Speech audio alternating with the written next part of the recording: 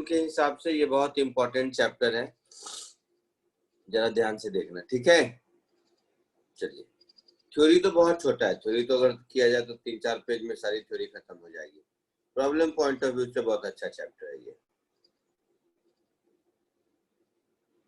सबसे पहला टर्म, ये इलेक्ट्रोमैग्नेटिक इंडक्शन है क्या?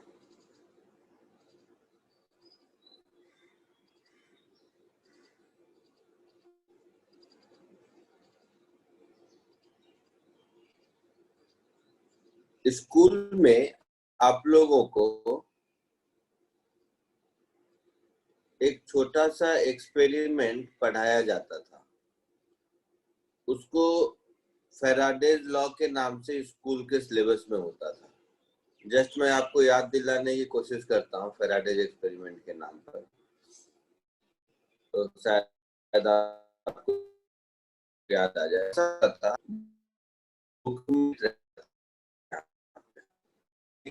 वोल्ट लॉ नाम की बात है। ये एक मैग्नेट है, इस मैग्नेट का कोई एक नॉर्थ पोल है, कोई एक साउथ पोल है, और यहाँ पर मान लो एक ऐसा कोई कॉइल है जिस कॉइल में यहाँ पर बल्ब लगा हुआ है, ये बल्ब है।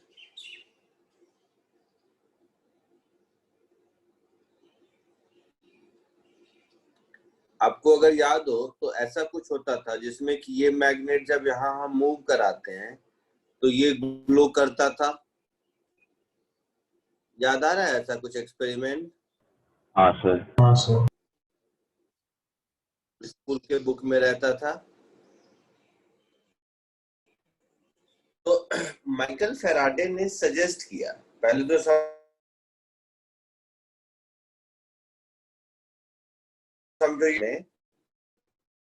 हम लोग क्या कहते थे कि इलेक्ट्रिक करंट की वजह से मैग्नेटिक फील्ड था।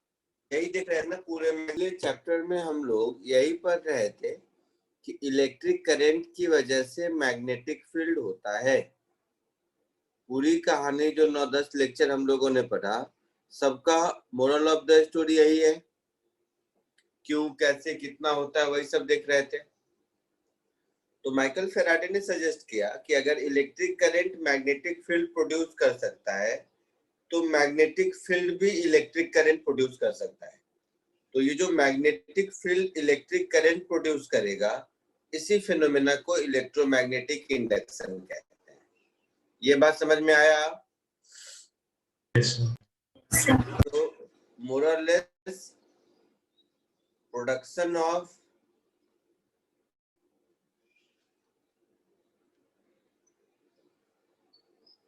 इलेक्ट्रिक करंट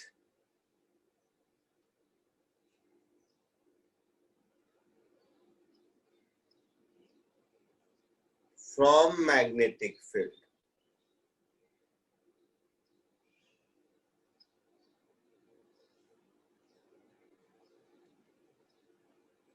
ये जो कहानी है, इसी कहानी का नाम है इलेक्ट्रोमैग्नेटिक इंडक्शन, जो हम लोग यहाँ पे पढ़ेंगे इस चैप्टर में।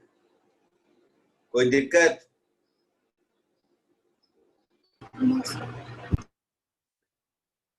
अच्छा, दूसरा पॉइंट, छोटा छोटा बात।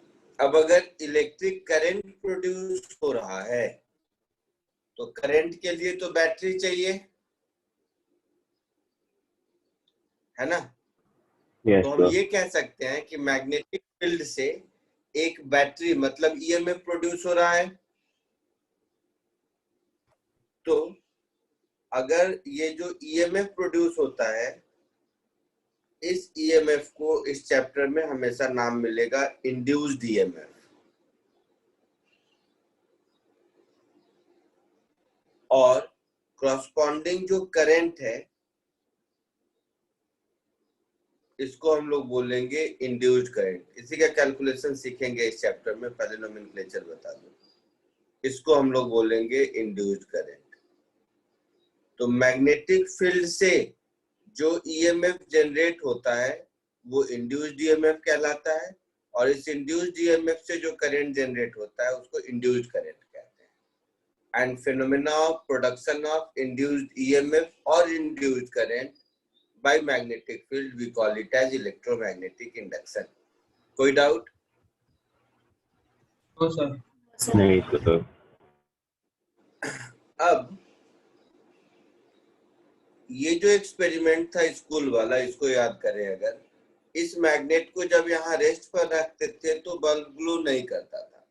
ये मैग्नेट जब आगे या पीछे मोशन में है तभी ये बल्ब ग्लो करता है। इसका ये मतलब हुआ कि इस मैग्नेट के जो मैग्नेटिक लाइंस हैं, ये मैग्नेटिक लाइन जो इस एरिया से क्रॉस कर रहे हैं, इसमें जब चेंज होता है तभी इंड्यूस्ड ईएमएफ जनरेट होता है। Yes sir. तो इसको फॉर्मलाइज करने के लिए कि इसको कैसे फॉर्मलाइज करें, इस एक्सपेरिमेंट को इलेक्ट्रिक करंट के, इलेक्ट्रिक फील्ड के जैसा एक टर्म इंट्रोड्यूस किया गया जिसको हम लोग कहते हैं मैग्नेटिक फ्लक्स। इलेक्ट्रिक फ्लक्स क्या होता था?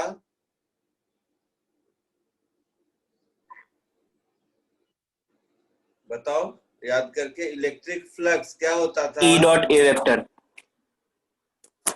E डॉट ए वेक्टर, ये तो उसका मैथमेटिकल डेफिनेशन था। मीनिंग क्या होता था? Number of field lines entering through a surface which is normal to the field lines.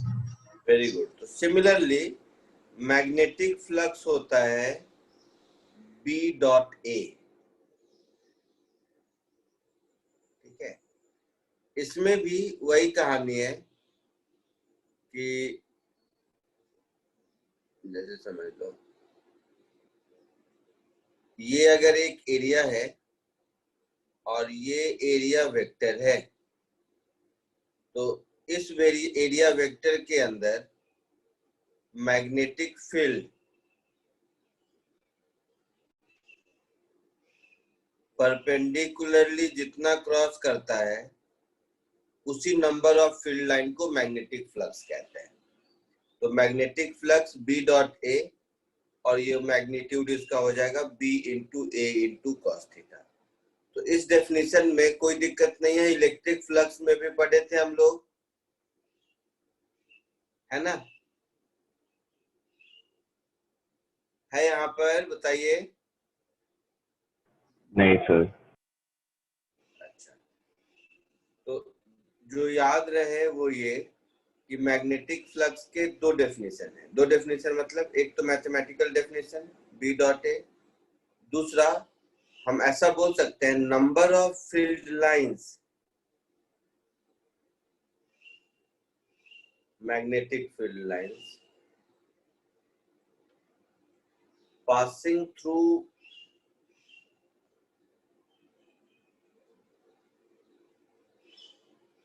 an area normally। यही मतलब हुआ इसका फिजिकल मीनिंग। हाँ सर।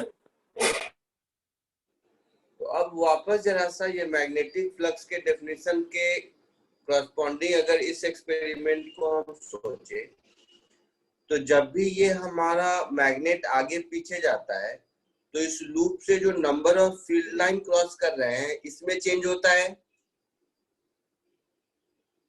और क्या चेंज होगा? इन दोनों की कोई कनेक्टिविटी है नहीं। इसके जो फील्ड लाइंस होंगे जो इस लूप से क्रॉस कर रहे हैं उसी में चेंज हो रहा है ना? हाँ सर। तो इसी को फॉर्मलाइज किया माइकल फैराडे ने। तो उन्होंने कहा कि इस मैग्नेटिक फ्लक्स में जो रेट ऑफ चेंज है, ये rate of change induced EMF के बराबर होगा। So this induced EMF is rate by which magnetic flux is changing। अब जैसा मैंने कहा, माइकल फैराडे जो थे वो एक्सपेरिमेंटल साइंटिस्ट थे। एक्सपेरिमेंटल साइंटिस्ट का मतलब अगर नंबर ऑफ फील्ड लाइन इससे इंक्रीज करे या डिक्रीज करे, बल्ब तो ग्लो करेगा। मतलब इस सर्किट में करंट का डायरेक्शन इधर हो या इधर हो, इस एक्सपेरिमेंट में बल्ब के ग्लो करने का कोई फर्क तो पड़ता नहीं, करेगा ही करेगा। हाँ सर। तो इसका मतलब हुआ कि माइकल फैराडे के इस लॉ से जो इंड्यूस्ड ईएमएफ मिलेगा, ये इंड्यूस्ड ईएमएफ का सिर्फ मैग्नीट्यूड है। आई बात समझ में? मतलब नंबर ऑफ फील्ड इंक्रीज करे या डिक्रीज करे, उसके इंक्रीज करने का रेट हो या डिक्रीज करने का रेट हो, दोनों ही केस में इंड्यूस्ड ईएमएफ उतना ही रहेगा। हाँ सर। तो ये जो इंड्यूस्ड ईएमएफ है, इस इंड्यूस्ड ईएमएफ का magnitude is rate of change in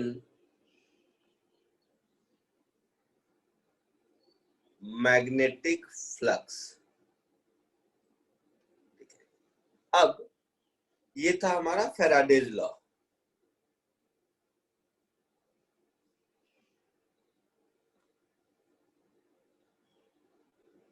बाद में एक साइंटिस्ट आए, उन्होंने इस इंड्यूस्ड ईएमएफ की पोलैरिटी को लेकर, पोलैरिटी मतलब किधर पॉजिटिव टर्मिनल होगा किधर नेगेटिव टर्मिनल होगा, इंड्यूस्ड ईएमएफ और इंड्यूस्ड की करंट का डायरेक्शन क्या होगा, उसके लिए लॉ सजेस्ट किया जिसको लेंज लॉ कहते हैं।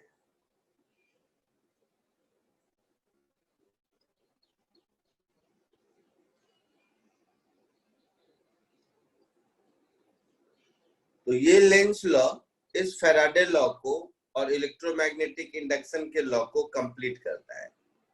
इनके हिसाब से इन्होंने कहा कि इंड्यूस्ड ईएमएफ हो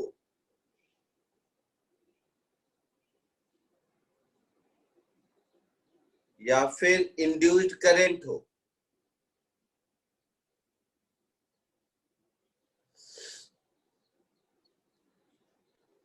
इन दोनों का डायरेक्शन इस तरह से होगा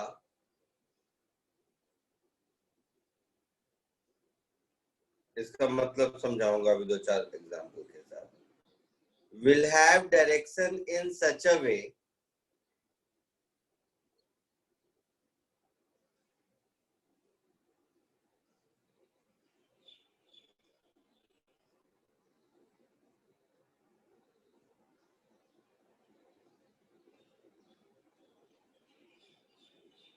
that it opposes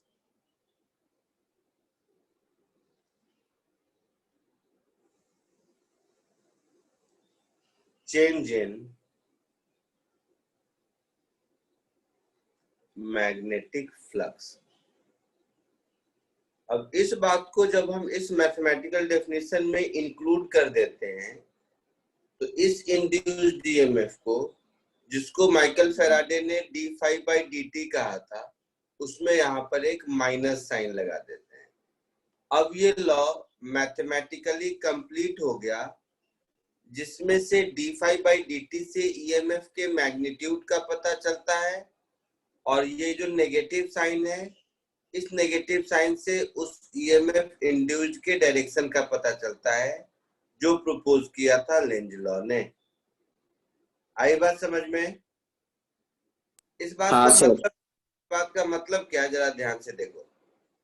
ये सब डायरेक्ट ये समझना बहुत जरूरी है, लेंज लॉ को यूज कैसे करते हैं, क्योंकि मैथमेटिकली तो ठीक है d∅dt माइनस d∅dt, बहुत सारे ऐसे क्वेश्चन मिलेंगे, बहुत सारे क्या मैक्सिमम क्वेश्चन, जिसमें कि इसका एक्चुअल फिजिकल मीनिंग से मतलब है। देखिएगा सब ध्यान से, लिखिएगा नहीं अभी, ये इंपॉर्टेंट पार्ट है। फर्स्ट एग्जांपल, सपोज इस एरिया में मैग्नेटिक फील्ड ऐसा है, मैंने सर्कुलर लिया है, किसी भी शेप साइज का कॉइल हो सकता है, अगले एग्जांपल में कुछ और ले लूंगा। मान लो कि इसमें B इंक्रीजिंग है, मतलब मैग्नेटिक फील्ड टाइम के साथ इंक्रीज कर रहा है। तो मैग्नेटिक फील्ड टाइम के साथ इंक्रीज कर रहा है, तो इस कंडक्टिंग लूप में मैग्नेटिक फ्लक्स भी इंक्रीज कर रहा है, हाँ या ना? Yes, sir. Yes sir. इसका मतलब है इसमें इंड्यूस्ड ईएमएफ और इंड्यूस्ड करंट दोनों होगा। Yes sir. Yes, sir. Sir. अब लेंज लॉ से इंड्यूस्ड करंट इस तरह से होगा कि इस इंक्रीज का अपोज करे। Yes sir. हाँ सर। तो अब ध्यान से सुनो, यही सबसे इंपॉर्टेंट पार्ट है। अब अगर मैग्नेटिक फील्ड इनटू है और वो इंक्रीज हो रहा है और मुझे उसका अपोज करना है, तो इस लूप में करंट इस तरह से फ्लो हो कि उसका फील्ड बाहर हो आउट टू। हाँ सर। तो बाहर आउट टू के लिए इसमें क्लॉकवाइज होगा या एंटी क्लॉकवाइज होगा? Anti clockwise. क्लॉकवाइज होगा। ये बात समझ में आई? Yes sir. ध्यान यस से सर। सुनना। ये एंटी क्लॉकवाइज हो रहा है करंट का फ्लो, तो ये डायरेक्शन हमें पता चला कहां से? लेंज लॉ से। क्लियर है? हाँ सर। अच्छा, अब इस लूप के बराबर, इस लूप के इक्विवेलेंट, ध्यान से देखना सब। अगर मैं इस लूप के इक्विवेलेंट यहां पर एक, समझ लेना, एक बैटरी बनाने की कोशिश करूं ईएमएफ, तो कहीं भी बनाओ, कहीं मैं यहाँ पे बना, या चलो यहाँ पे बनाता हूँ, तो इसका मतलब है इंड्यूस्ड ईएमएफ में जो बैटरी बना वो कुछ ऐसा होगा, तभी एंटी क्लॉकवाइज करंट फ्लो करेगा ना बेटा? हाँ सर। तो इसका क्रॉसपॉन्डिंग इलेक्ट्रिकल डायग्राम ये ईएमएफ होगा और ये करंट। वैल्यू कितना होगा वो सब अभी देखेंगे, बट लेंज लॉ का डायरेक्शन सिखाना पर्पस है। क्लियर है? ये बीच वाला पार्ट मैं इरेज नहीं कर पा रहा हूँ क्योंकि ये पूरा डायग्राम गायब हो जाएगा, आप समझने के लिए समझ लो। आई बात समझ में? बैटरी कुछ ऐसा बनेगा इंड्यूस्ड ईएमएफ, तो ये इंड्यूस्ड ईएमएफ होगा और ये जो एरो दिख रहा है ये इंड्यूस्ड करंट होगा। कोई दिक्कत किसी को? No sir. सर हाँ, सर वो डायरेक्शन का कैसे आपने रखा वो नहीं समझा। मैग्नेटिक फील्ड टाइम के साथ इंक्रीज कर रहा है या डिक्रीज कर रहा है? इंक्रीज कर रहा है। कर रहा है? इंक्रीज कर रहा है, आपने जैसा बोला। इंक्रीज? हाँ सर इंक्रीज ही बोला। बोलना, कुछ तो बोलेगा। मैं इंक्रीज सर इंक्रीज बोला। तो अगर ये इंक्रीज कर रहा है, डिक्रीज बोला? नहीं सर इंक्रीज। इसका मतलब है तुम्हें, तो मैग्नेटिक फील्ड अगर इंक्रीज करेगा तो इस रेड लूप के अंदर इनवर्ड डायरेक्शन में मैग्नेटिक फ्लक्स इंक्रीज करेगा, हाँ या ना? हाँ सर। तो अगर ये इंक्रीज करेगा मैग्नेटिक फ्लक्स, तो इंड्यूस्ड ईएमएफ और करंट इस तरह से होना चाहिए कि उस इंक्रीज का अपोज करे। हाँ मतलब इसके करंट के कारण मैग्नेटिक फील्ड आउटवर्ड डायरेक्शन में होगा तभी अपोज करेगा। हाँ। आउटवर्ड डायरेक्शन में कब होगा? क्लॉकवाइज या एंटी क्लॉकवाइज? Anti clockwise. इसलिए एंटी क्लॉकवाइज है।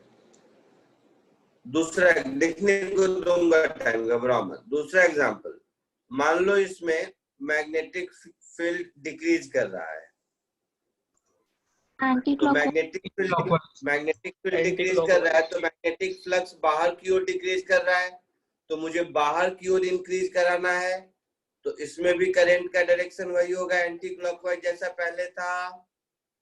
Yes sir. ये लॉजिक समझ आया? इसको लिखाने का कोई बेटा तरीका नहीं है, समझ रहे हो? हाँ सर। इसमें भी जो क्रॉसपॉन्डिंग इंड्यूस्ड ईएमएफ होगा, बैटरी बनेगी, वो कुछ ऐसी बनेगी, तभी इसमें भी करंट इस तरह से एंटी क्लॉकवाइज होगा। मैग्नीट्यूड ये सब कितना होगा ये सीखेंगे 10 मिनट में, बट ऐसा होगा। कोई दिक्कत किसी को?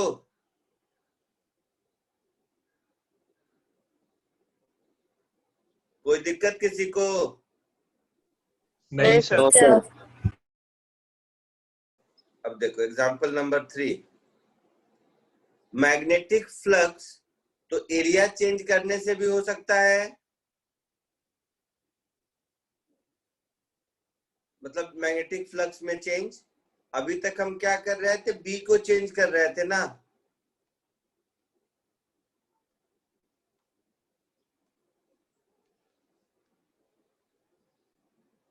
अब ये जो लूप है आपका, किसी भी रीजन से मैकेनिकली, मान लो इस लूप का रेडियस डिक्रीज कर रहा है,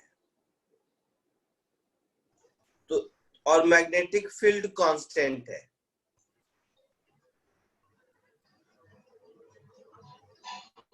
अब क्या होगा बताइए।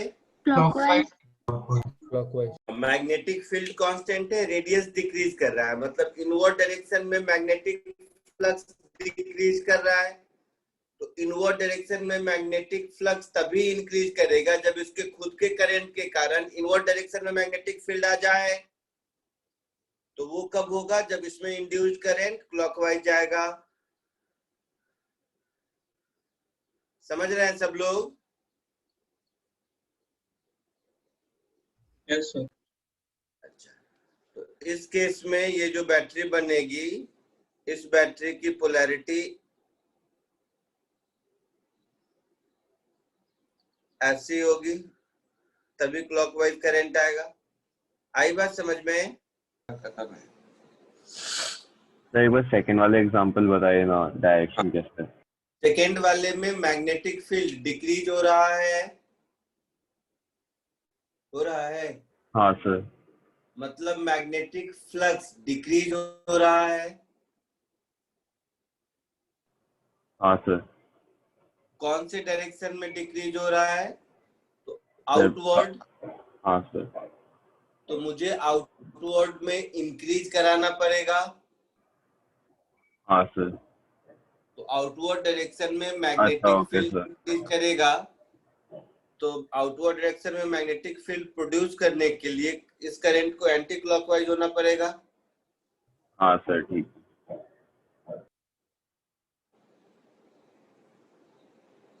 आगे बढ़ूं? Yes, sir. हो गया सबका? Yes, sir. ठीक है, अब एक फोर्थ एग्जांपल ये आप लोग खुद कीजिए। सपोज एक यूनिफॉर्म मैग्नेटिक फील्ड है और ये एक लूप है।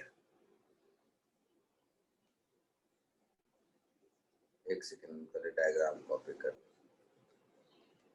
अब ये जो लूप है, इस मैग्नेटिक फील्ड में जा रहा है, ऐसे किसी स्पीड से जाए, उससे अभी मुझे मतलब नहीं, ये ऐसे जा रहा है ना। तो ये मैग्नेटिक फील्ड में इंटर किया, मैग्नेटिक फील्ड में पूरा घुस गया, फिर ऐसे जा रहा है। तो ये 3 सिनेरियो बन गए। Yes, sir. Yes, sir. इन तीनों सिनेरियो में इंड्यूस्ड करंट का डायरेक्शन बताइए। Sir, first में anti-clockwise. Anti-clockwise, zero और clockwise. Third में clockwise. आया सबको समझ में? हाँ सर। अच्छा, कैसे?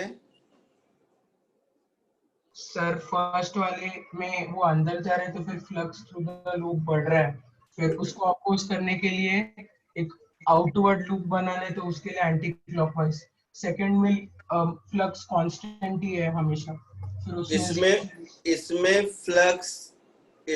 फ्लक्स कांस्टेंट है। हाँ सर। इसमें फ्लक्स इंक्रीजिंग है और इसमें फ्लक्स डिक्रीजिंग है। तो इसमें कांस्टेंट है, तो इसमें इंड्यूस्ड डीएमएफ 0 होगा। हाँ सर। इसमें फ्लक्स इंक्रीजिंग है, तो ये जो इंड्यूस्ड डीएमएफ होगा, ये इस तरह से होगा कि अंदर के डायरेक्शन में मैग्नेटिक फील्ड डिक्रीज करे, तो ये एंटी क्लॉकवाइज करंट होगा। हाँ सर। और इसमें इंड्यूस्ड डीएमएफ की वजह से क्लॉकवाइज करंट होगा। सबको आया समझ में कि नहीं? सोच के बताइए। हाँ सर, आ गया। सबको समझ आ गया? हाँ सर। अब इसका एक दूसरा तरीका बताता हूँ इसी बात को समझने का। सब लोगों को समझ आया? जल्दी से इसको लिख लो। फिर एक दूसरा तरीका बिना फ्लक्स के अलावा भी बताता हूँ, देखना कैसे। सर लिख लिया। लिख लिया सबने? सर एक मिनट।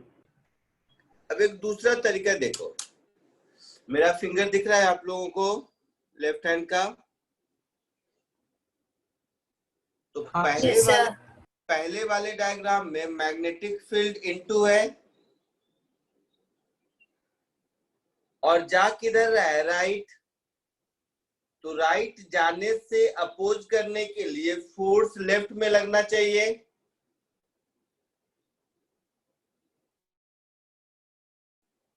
लगना चाहिए ना? कैसे बताइए?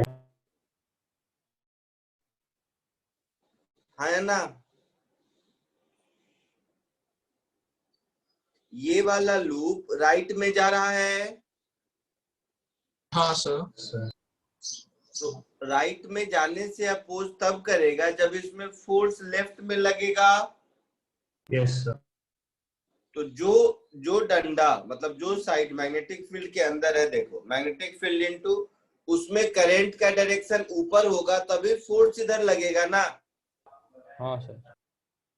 मतलब अगर मैं इसके क्रॉसपॉन्डिंग, सब ध्यान से देखेगा, अगर मैं इसके क्रॉसपॉन्डिंग एक फोर्स के पॉइंट ऑफ व्यू से डायग्राम बनाऊं तो इस डायग्राम में मुझे इस वाले कंडक्टर में करंट ऐसे जाना चाहिए, तभी तो फोर्स इधर लगेगा जो इसके फ्लक्स के इंक्रीज होने का अपोज करेगा। Yes sir. तो इसमें करंट ऐसा जाएगा, मतलब करंट का डायरेक्शन ये हुआ। ठीक है? ठीक वैसे ही अगर मैं यहां देखूं तो इसमें राइट जा रहा है, मैग्नेटिक फील्ड के अंदर ये वाला कंडक्टर है, तो इस पर फोर्स इधर लगना चाहिए, इस पर मैग्नेटिक फोर्स इधर लगना चाहिए। बोलिए। तो इस पर मैग्नेटिक फोर्स इधर तब लगेगा जब इसमें करंट इधर जा रहा है और इसमें करंट इधर जा रहा है, मतलब ओवरऑल करंट इधर जा रहा है। ऐसे समझ आया आप लोगों को? Yes sir. हाँ सर। तो ऐसे फोर्स मेथड से भी हम इंड्यूस्ड ईएमएफ का अंदाजा लगा सकते हैं, डायरेक्शन का। मैग्नीट्यूड सिखाता हूं कैसे कैलकुलेट करते हैं। कोई दिक्कत किसी को? नहीं सर। नहीं सर। पक्का? अच्छा, इसमें जीरो। अच्छा देखेंगे इसमें क्या है, इन दोनों का कंबाइंड इफेक्ट है। तो जितना क्लॉकवाइज करंट उतना anti clockwise current, net current zero, net induced EMF zero. बीच वाला का जीरो समझ आया फोर्स मेथड से? Yes sir. हाँ सर। फोर्थ एग्जांपल सबने कॉपी कर लिया तो मैं आगे बढ़ूं? हाँ सर। हो गया सर। आंसर मैं लिखते चलता हूं। ए का आंसर दे रखा है 1.38 वोल्ट और बी का आंसर दे रखा है 0.31 एम्पियर शायद।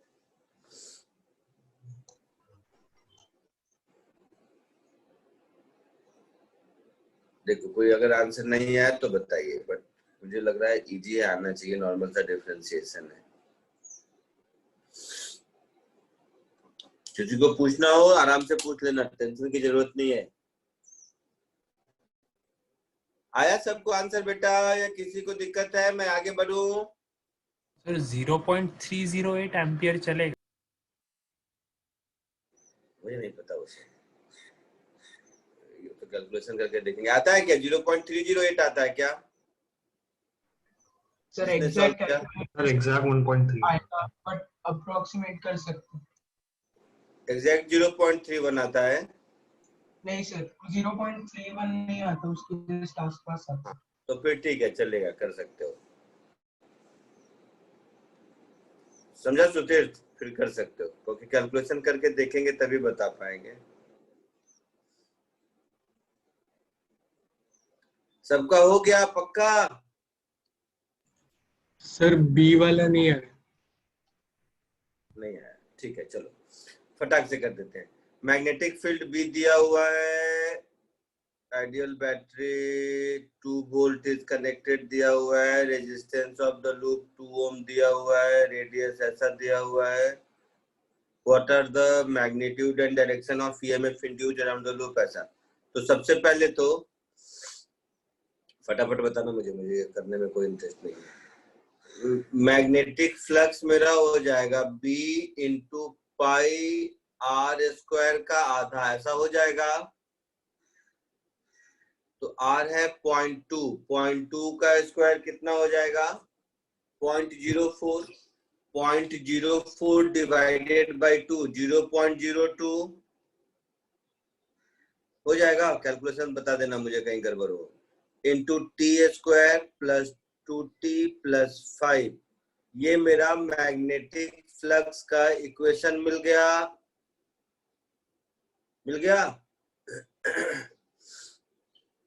मिल गया बेटा? हाँ सर। तो इंड्यूस्ड ईएमएफ क्या होगा? इंड्यूस्ड ईएमएफ होगा मेरा माइनस d5/dt। तो माइनस d5/dt करेंगे तो माइनस 0.02, और ये हो जाएगा 2t प्लस 2,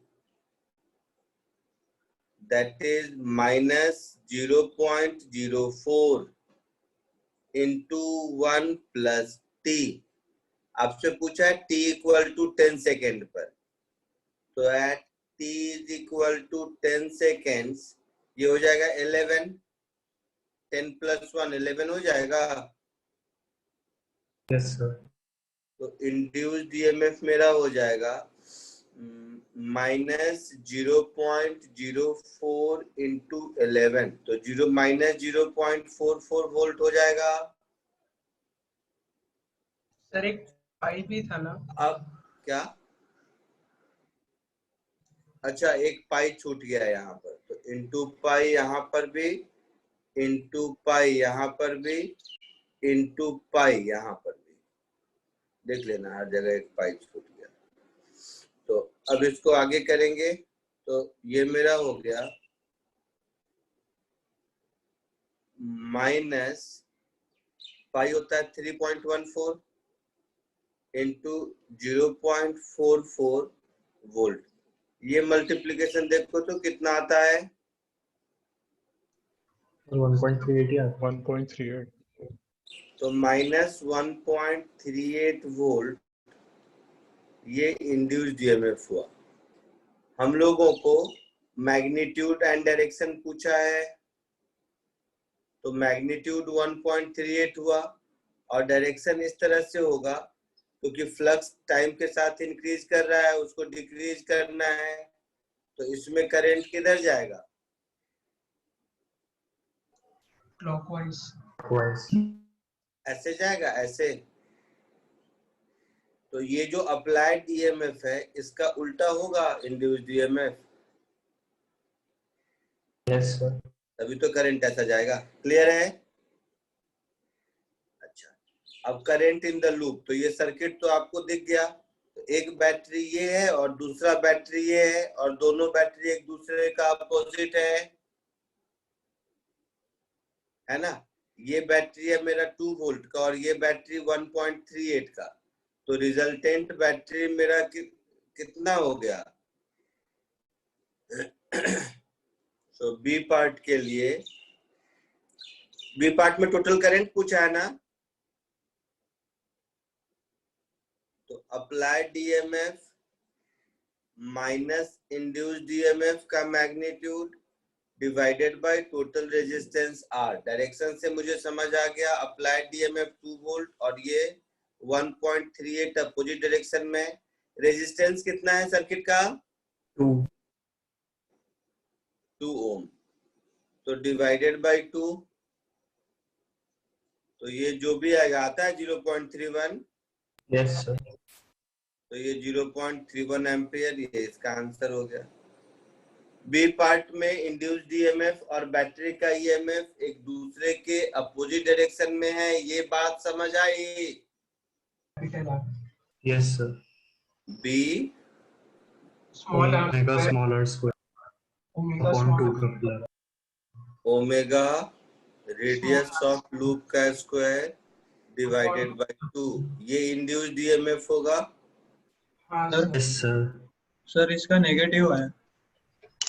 अच्छा करंट पूछा है ना, हाँ तो सर करंट राइट। पूछा है तो रेजिस्टेंस से डिवाइड कर दो, ऐसा ये इंड्यूस्ड करंट आएगा। यस सर इसका नेगेटिव आया। अरे करंट नेगेटिव पॉजिटिव नहीं होता है बेटा, नेगेटिव पॉजिटिव डायरेक्शन होता है। हाँ सर ठीक। अच्छा सेकंड का बताओ। Anti anti clockwise. लूप में जब इंटर हो रहा है उस समय एंटी क्लॉकवाइज, और जब बाहर आएगा उस समय क्लॉकवाइज। तो इंटर हो रहा है कहीं पूछा है आपसे शायद। Yes sir. और करंट कांस्टेंट है, तो बोला है plot a graph between induced EMF and time. तो Yes, sir. आधे टाइम तक एंटी क्लॉकवाइज कांस्टेंट और आधे टाइम तक क्लॉकवाइज कांस्टेंट, यही कहानी होगा। Yes sir. तो इसका ग्राफ जो मुझे समझ आता है कॉमन सेंस से, वो ऐसा होगा, अगर मैं यहाँ टाइम एक्सिस रख दूं और इंड्यूस्ड ईएमएफ बोला है, करंट बोला है, इंड्यूस्ड ईएमएफ, तो यहाँ अगर इंड्यूस्ड ईएमएफ बोल दूं, है ना, तो फर्स्ट हाफ साइकिल में negative constant, yes sir. Yes sir. Next half cycle में पॉजिटिव कांस्टेंट, यस उसके बाद फिर नेगेटिव कांस्टेंट, यही कहानी चलती रहेगी ना। Yes sir. और ये नेगेटिव पॉजिटिव जो भी कांस्टेंट होगा उसका वैल्यू होगा, ऊपर लिखा था minus B omega r square by 2 यहाँ पर, और यहाँ पर plus B omega r square by 2। Yes समझ रहे हैं? सर। आंसर आंसर पे आते हैं, इसका आंसर क्या है? हाँ 0.5 एम्पियर आंसर दिया है। Yes sir. Yes sir. सबको आ गया? नहीं सर। नहीं आया, ठीक है। सर एक डाउट था। पहले आंसर लिख दो। हाँ बोलिए। सर ये inductance of the loop is negligible क्यों दिया हुआ? इंडक्टेंस अभी नहीं, इंडक्टेंस का इफेक्ट होता है म्यूचुअल इंडक्शन में एक दूसरे के मैग्नेटिक फील्ड में, तो वो इसीलिए दिया है, वो अभी आपको कंसीडर नहीं करना है इसके लिए। Okay sir. आगे चल के इसी चैप्टर में इंडक्टेंस भी पढ़ेंगे। ए दिया हुआ है, बी दिया हुआ है, ऐसा ऐसा दिया, magnetic induction varies with time. अच्छा इक्वेशन दे दिया है, find the amplitude of current induced in the loop if resistance per unit length is equal to ऐसा। तो देखो जो भी करंट फ्लो होगा, सब ध्यान से देखिएगा, किसी भी क्लोज्ड लूप में करंट का डायरेक्शन जैसे दिया हुआ है, मतलब करंट इसमें ऐसा गया, यहाँ जाने के बाद इसमें ऐसा, इसमें ऐसा होने के बाद इसमें ऐसा, इसमें ऐसा, इसमें ऐसा, ये लूप पूरा हो गया। यस करंट का डायरेक्शन सबको दिखा? हाँ सर।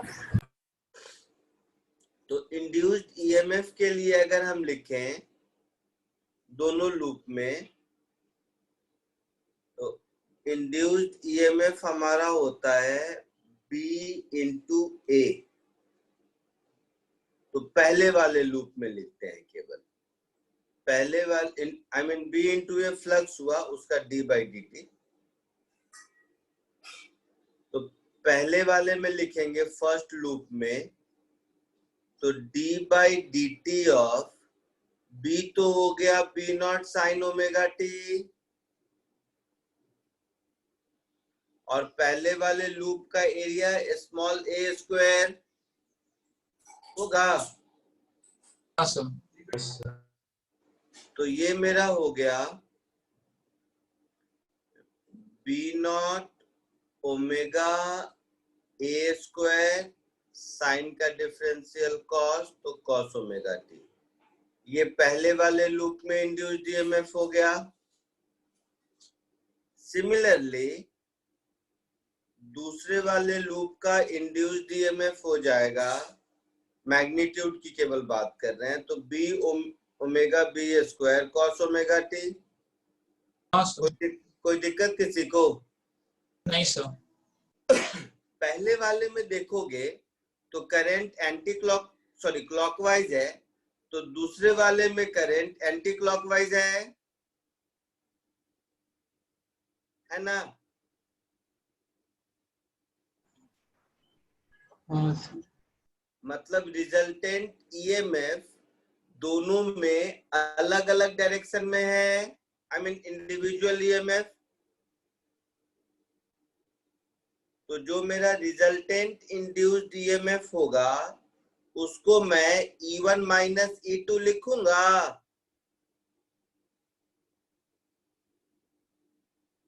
बोलिए हाँ या ना? हाँ सर। तो रिजल्टेंट इंड्यूस्ड ईएमएफ मेरा इतना हो गया, है ना? अच्छा, तो क्या पूछा है, क्या निकालना है बेटा? Amplitude of current. तो हमारा करंट क्या हो जाएगा? तो ये अगर हमारा इंड्यूस्ड ईएमएफ हुआ तो इंड्यूस्ड करंट क्या हो जाएगा? This divided by total resistance. तो B naught omega A square minus B square cos of omega T divided by total resistance. तो टोटल रेजिस्टेंस के लिए कुछ रेजिस्टेंस पर यूनिट लेंथ जैसा वर्ड लिखा हुआ है, दिया है ना क्वेश्चन में, रेजिस्टेंस पर यूनिट लेंथ। हाँ सर। Yes. तो बड़े वाले लूप का लेंथ 4a है, छोटे वाले लूप का लेंथ 4b है, और रेजिस्टेंस पर यूनिट लेंथ का सिंबल क्या है? रो, शायद ऐसा देख लेना, जो भी होगा, मैंने देखा नहीं। इनटू कॉस ओमेगा टी, ये फाइनली मेरा इंड्यूस्ड करंट हुआ। तो आपसे इंड्यूस्ड करंट का एम्पलीट्यूड पूछा है, तो इंड्यूस्ड करंट टाइम के साथ कॉस का फंक्शन चेंज हो रहा है, तो ये जो वैल्यू आएगी यही होगा amplitude of induced current. Yes, sir. Value put कर दोगे या मैं कर दूं? हो गया सर। अब थ्योरी आगे बढ़ाते हैं। इसी इंड्यूस्ड ईएमएफ को देखने का एक दूसरा तरीका कि आखिर ऐसा होता क्यों है, क्योंकि फैराडे का जो लॉ था वो तो एक्सपेरिमेंटल है ना? तो अब अगर हम थ्योरेटिकली ये जानने, ये होता है, फैक्ट है, बट इसके पीछे क्या रीजन है, क्यों होता है, ये जानने की कोशिश करेंगे। इंड्यूस्ड ईएमएफ लिखिएगा बिल्कुल मत, जरा ध्यान से देखिए सब लोग, बिल्कुल मत लिखना, मैं बार बार बोल रहा हूं, पहले समझो एक बार। सपोज ये कोई मैग्नेटिक फील्ड का एरिया है, सॉरी, सपोज ये कोई मैग्नेटिक फील्ड का एरिया है और कोई एक कंडक्टर है, शेप साइज कैसा बना, मांगो यही ले लेता, पतला कर दूंगा इसको। और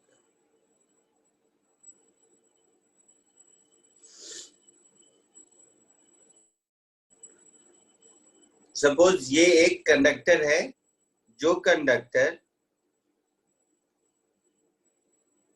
v वेलोसिटी से इधर जा रहा है, तो ये मैग्नेटिक फील्ड B है और ये कंडक्टर V वेलोसिटी से इधर जा रहा है। कोई दिक्कत किसी को? बोलिए। नहीं सर। यहाँ तक विजुअलाइजेशन में कोई दिक्कत है? नहीं सर। अब देखो, जो हम लोग पिछले चैप्टर में पढ़े थे, जरा उसके हिसाब से सोचने की कोशिश करते हैं। मेरी तरफ ध्यान से देखिएगा। अगर ये कंडक्टर है तो मान लो ये पेन मेरा कंडक्टर है, तो इसके पास फ्री इलेक्ट्रॉन्स हैं, है ना? हाँ सर। हाँ सर। तो ये कंडक्टर अगर इधर जा रहा है, मतलब फ्री इलेक्ट्रॉन्स मेरा राइटवर्ड डायरेक्शन में जा रहा है इस डायग्राम के हिसाब से। Yes sir. Yes sir. तो ध्यान से पहले देखना, मैं सिर्फ एक इलेक्ट्रॉन बनाता हूं। तो एक इलेक्ट्रॉन हो गया नेगेटिव चार्ज, और ये नेगेटिव चार्ज की वेलोसिटी v इधर है और मैग्नेटिक फील्ड इधर है। पिछले चैप्टर में हमने देखा कि अगर मैग्नेटिक फील्ड में कोई चार्ज पार्टिकल मूव करता है, मैग्नेटिक फील्ड में कोई चार्ज पार्टिकल अगर मूव करता है तो उसमें फोर्स लगता है। Yes sir. यस किस सर। रूल से? तो F is equal to Q into V cross V वाले रूल से। ये पढ़े थे ना पहले बेटा? हाँ सर। हाँ सर। तो इस रूल से देखो, मैग्नेटिक फील्ड इनटू चार्ज इधर जा रहा है, नेगेटिव चार्ज इधर जा रहा है, मतलब पॉजिटिव चार्ज इधर जा रहा है, मतलब इलेक्ट्रॉन पर फोर्स नीचे लगेगा। हाँ सर। मतलब सारे इलेक्ट्रॉन नीचे की ओर जाएंगे इस कंडक्टर में, कंडक्टर से बाहर तो निकल नहीं सकते, आया ना? हाँ सर। अच्छा, तो एक सेकेंड।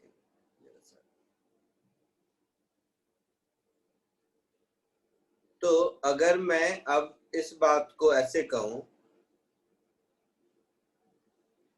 तो ये जो कंडक्टर है, इस कंडक्टर पर इस पॉइंट ऑफ व्यू से मैं देखूं तो इसके जितने इलेक्ट्रॉन्स होंगे वो सारे इलेक्ट्रॉन्स इसके इस वाले कॉर्नर पर डिपॉजिट होने की कोशिश करेंगे। Yes sir. मतलब ये वाला कॉर्नर मेरा पार्शियली नेगेटिव चार्ज होगा और ये वाला कॉर्नर मेरा पार्शियली पॉजिटिवली चार्ज होगा, ऐसा कुछ होगा। हाँ सर। तो इसका मतलब ये हुआ, चार्ज नहीं बोलूंगा मैं, थोड़ा गलत बोल गया, चार्ज वर्ड नहीं बोलते हैं, ऐसे समझ लेते हैं कि अगर इलेक्ट्रॉन्स इस साइड ड्रिफ्ट होकर आ गया, अगर इलेक्ट्रॉन इस साइड ड्रिफ्ट होकर आ गया, मतलब इसके दोनों एंड A और B के बीच एक पोटेंशियल डिफरेंस क्रिएट हुआ कि नहीं? Yes sir. Yes sir.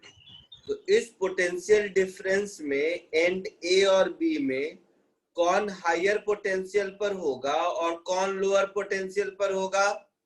A higher B higher potential पर। सर ये हायर। A हायर पोटेंशियल पर होगा। समझ गए ना आप लोग? यस। मैं वही चार्ज लिखना नहीं चाहता, बट चलो लिख समझने के लिए। मान लो ये पॉजिटिव हो गया, ये नेगेटिव हो गया, समझना ही तो है ऐसा। तो यानी कि इसके इक्विवेलेंट जो ये higher potential of A is greater than potential of B, मतलब इसके इक्विवेलेंट जो एक बैटरी बन गई वो कुछ ऐसी है। Yes sir. और ये हमारा इंड्यूस्ड ईएमएफ हो गया।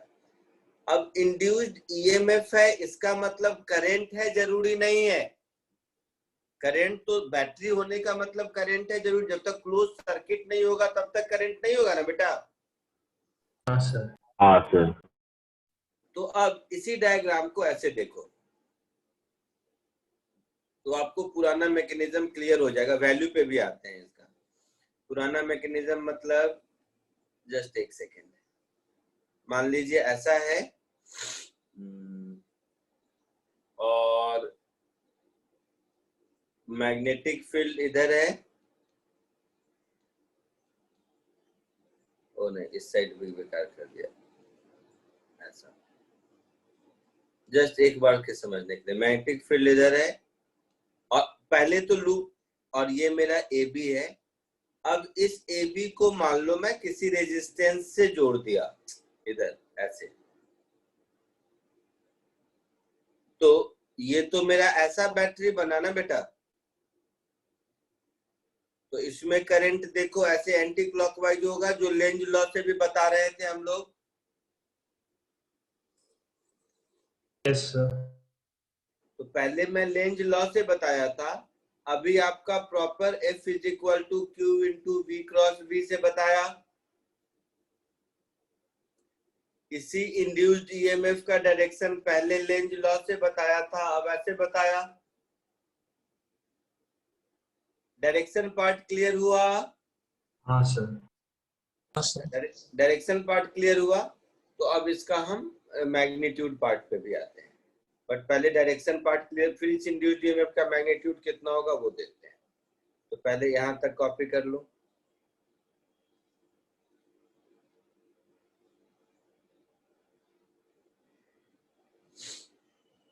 दो मिनट का काम है।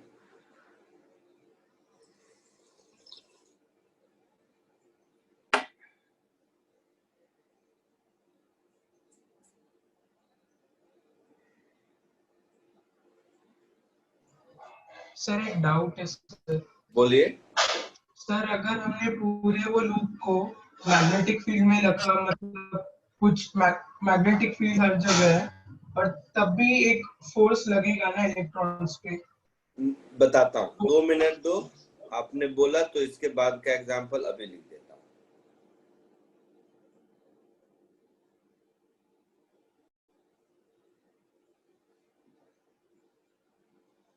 ये लिखने दो, फिर कंप्लीट लूप मैग्नेटिक फील्ड में है तब ना।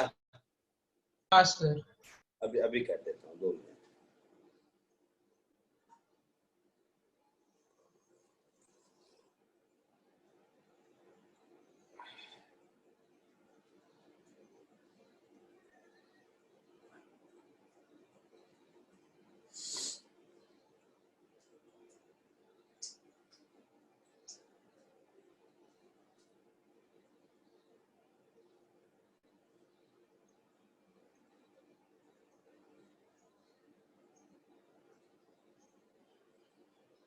हो गया?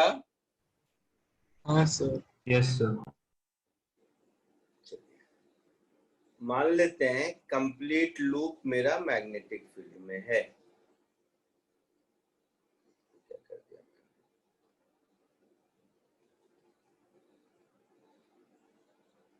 ऐसे सोचो, सब ध्यान से देखेगा।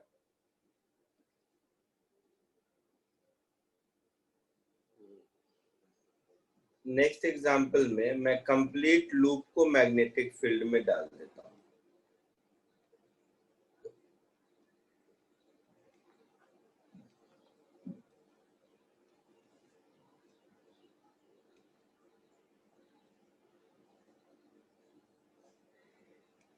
देखिए ये एक कंप्लीट लूप है जो मैग्नेटिक फील्ड में है और इधर जा रहा है, ठीक है। इस पॉइंट को ए कहते हैं, इस पॉइंट को बी कहते हैं, इस पॉइंट को सी कहते हैं, इस पॉइंट को डी कहते हैं। कोई दिक्कत? कोई दिक्कत? नहीं सर। अब देखो, potential at A potential at B से ज्यादा होगा, ये अभी देखा। Yes, sir. ऊपर में देखा ना बेटा गणेश। हाँ sir. Similarly potential at D potential at C से ज्यादा होगा। हाँ सर।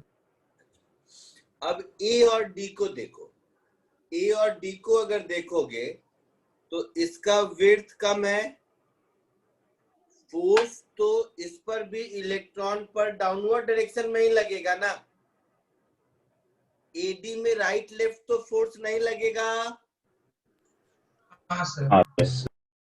तो एडी में राइट लेफ्ट फोर्स नहीं लगेगा, तो एडी कंडक्टर में इलेक्ट्रॉन का डिस्ट्रीब्यूशन अलोंग द लेंथ नहीं होगा। Yes, sir. Yes sir. मतलब हम कह सकते हैं कि potential at A is equal to potential at D. Yes, sir. Similarly potential at C is equal to potential at B. Yes. कह सकते हैं बेटा? हाँ सर। हाँ सर। अगर हम ऐसा कह सकते हैं तो इसका मतलब ये हुआ कि इस लूप के इक्विवेलेंट जो सर्किट डायग्राम हम बनाएंगे उसमें ये पॉजिटिव टर्मिनल, ये नेगेटिव टर्मिनल, इसमें तो कुछ कोई बैटरी नहीं बनेगी, ये बनेगी, उसका ये पॉजिटिव टर्मिनल और ये नेगेटिव टर्मिनल, और ये दोनों पॉइंट का पोटेंशियल सेम है, ये दोनों पॉइंट का पोटेंशियल सेम है, तो इस इंड्यूस्ड ईएमएफ की जितनी वैल्यू होगी उतनी ही इसकी भी होगी। Yes, sir. तो नेट करंट 0 दिख रहा है, Yes, sir. मतलब इस लूप में कोई करंट नहीं होगा। समझ आया लॉजिक? हाँ सर। तो क्या है कि इस चैप्टर के साथ थोड़ा सा ये प्रॉब्लम है कि इन बातों को लिख नहीं सकता मैं, ये आपको समझना ही पड़ेगा। तो ये तो मैं अभी लॉजिक से बताया, अभी जब मैग्नीट्यूड डिराइव कर लेंगे तो एग्जैक्टली मैग्नीट्यूड वाइज भी 0 होता है वो भी दिख जाएगा, अभी तुरंत डिराइव करेंगे। तो इस एग्जांपल को जरा जल्दी से कॉपी कर लीजिए और ये लॉजिक को भी कॉपी कर लीजिएगा कि क्यों ए और डी पर सेम पोटेंशियल है और सी और डी पर सेम पोटेंशियल है।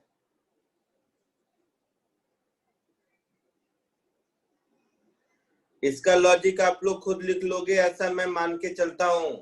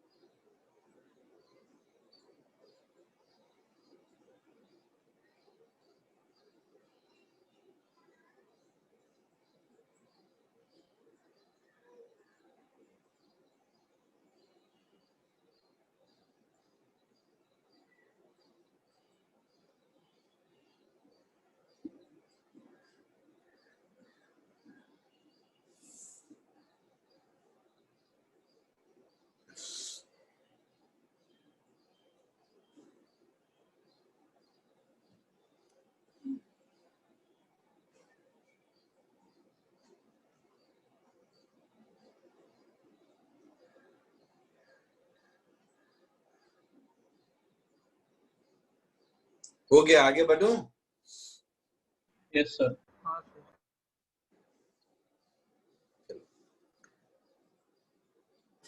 अब जरा कोशिश हो गया सबका ना? हाँ सर। Yes, sir. ठीक है, बार बार डायग्राम कौन बनाएगा, मैं इसको जरा कॉपी करता हूँ।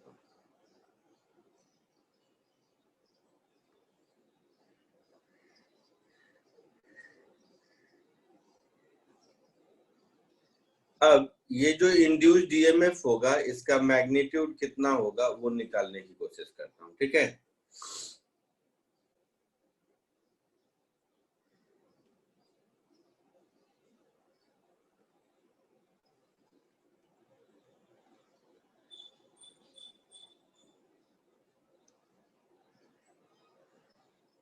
तो मैग्नीट्यूड ऑफ इंड्यूस्ड ईएमएफ,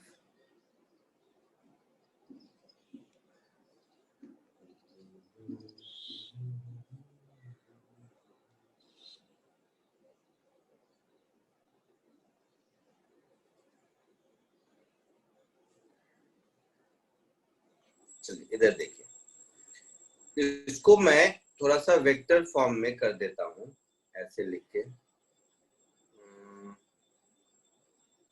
कौन सा कलर लूं? रेड ले लेता हूं। मैग्नेटिक फील्ड को अगर मैं लिख दूं तो आई जे प्लस के होगा या माइनस के? माइनस। तो लिख देता हूं माइनस बी के कैप, ठीक है। वेलोसिटी वेक्टर को लिख देता हूं वी आई कैप, ऐसा लिख सकते हैं? Yes, sir. अच्छा, अब अगर हम ऐसे समझें कि कोई एक इलेक्ट्रॉन को देख लें, सपोज इसमें तो बहुत सारे कंडक्टर हैं तो इलेक्ट्रॉन होगा, तो इलेक्ट्रॉन मतलब नेगेटिव चार्ज, तो मेरे चार्ज की वैल्यू को मैं लिख दूंगा माइनस ई, लिखूंगा। तो मेरा जो मैग्नेटिक फोर्स होगा, ये मैग्नेटिक फोर्स मेरे फॉर्मूला से Q into V cross B होगा,